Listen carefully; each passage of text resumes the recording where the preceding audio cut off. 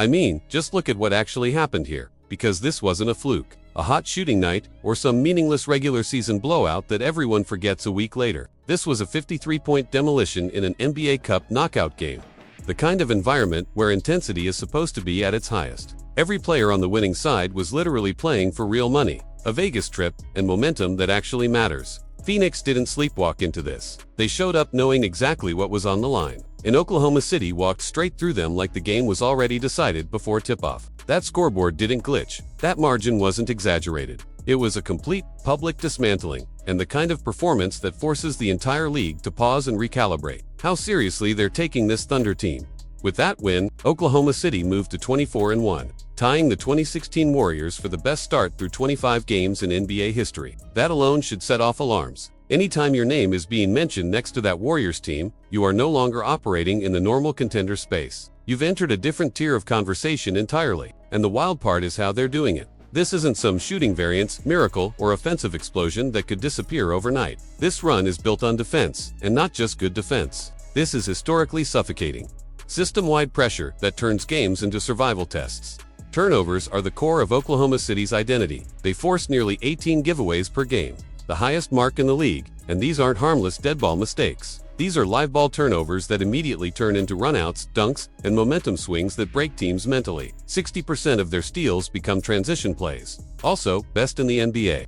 And once Oklahoma City gets running, the game tilts fast. Their athletes fill lanes, finish through contact, and punish hesitation instantly. Every lazy dribble, every soft entry pass, every half second of indecision becomes automatic points the other way. Phoenix didn't just struggle, they got swallowed. The game told its story immediately. On the very first possession, the Thunder forced a turnover, setting the tone before the Suns could even settle in. From there, it snowballed. Phoenix finished with 20 turnovers, gifting Oklahoma City 34 points directly off those mistakes. 14 of those turnovers came via steals, not careless, self-inflicted wounds, but Oklahoma City imposing pressure physically and mentally. Caruso, Shai, Wiggins, Wallace, Holmgren, all swarming, all reading passing lanes, all rotating on a string. This defense doesn't rely on one stopper or one scheme. It's a collective understanding.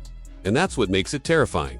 What separates Oklahoma City from everyone else is what happens on the other end. While they're forcing chaos defensively, they're one of the best teams in the league at protecting the ball themselves. They barely turn it over, which means opponents never get relief. There's no trading mistakes. There's no reset. Oklahoma City builds a margin for error that no other team has. Even on nights when shots don't fall, the defense still travels. The rotations stay sharp. The system stays intact. It doesn't matter who's on the floor. Everyone knows their job, their angles, their timing. The numbers confirm it. A defensive rating hovering around 104 isn't just first in the league. It's flirting with historical territory. But none of this works without the engine at the top. Shai Gilgeous-Alexander has turned this team from elite to unsolvable. He's right in the thick of the MVP race again, and if we're being honest, the gap between him and anyone not named Jokic feels razor thin. The efficiency is absurd. Over 32 points per game, elite playmaking, elite defense, all while ranking outside the top tier in minutes played. That part matters. He's doing more in less time than almost anyone in the league.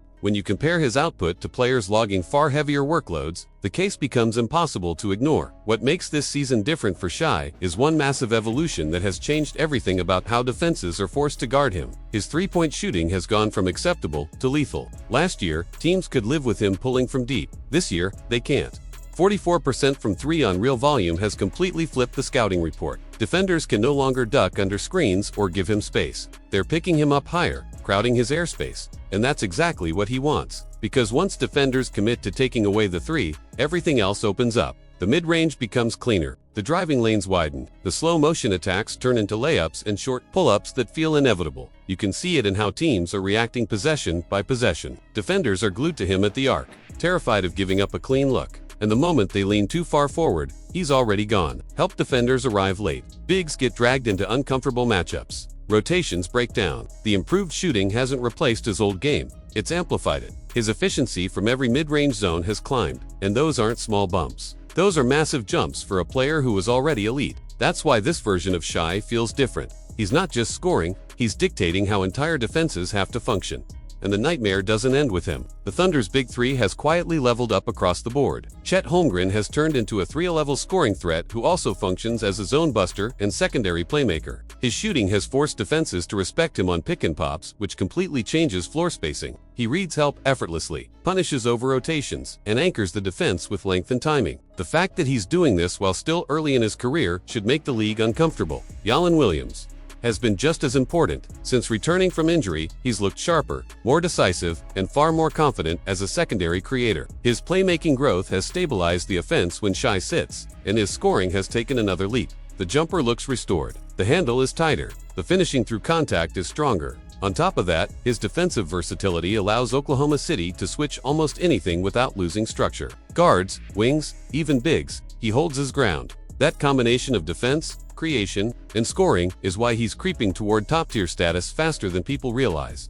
When you put it all together, this doesn't just look like a contender. It looks like a machine that's still accelerating. They've tied one of the greatest starts in league history. They're riding a franchise record winning streak. They're the defending champions, and somehow they've gotten better on both ends of the floor. The chemistry has sharpened. The execution has tightened. The confidence feels earned, not inflated. And maybe that's the most unsettling part of all of this. This team is young, disciplined, and playing with the maturity of a veteran powerhouse. So the real question isn't whether Oklahoma City can win the title. We already know they can. The real question is bigger than this season. Are we watching the early stages